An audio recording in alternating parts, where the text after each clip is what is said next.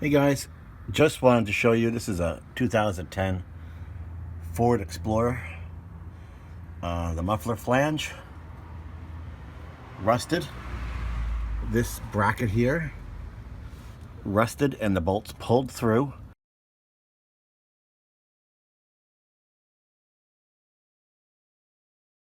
So that this pipe was able to separate, and it was shaking and it was like crazy, like death, right? So like I wanted to die. So just wanted to show you how I got past that. Basically, I took the bolts out, the old bolts.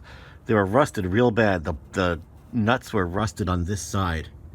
So I used a cutoff wheel on a Dremel.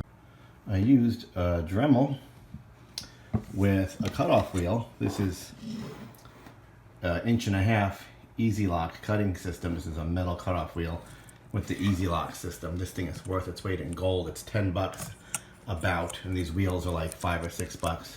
And this thing just twist locks the piece onto the Dremel attachment here. So easy to use.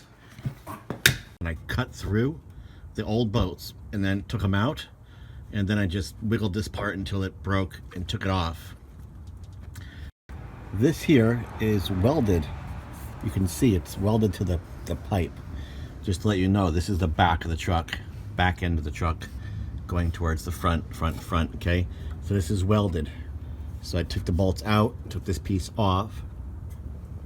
And then I got this flange clamp here. I'll show you exactly what it is.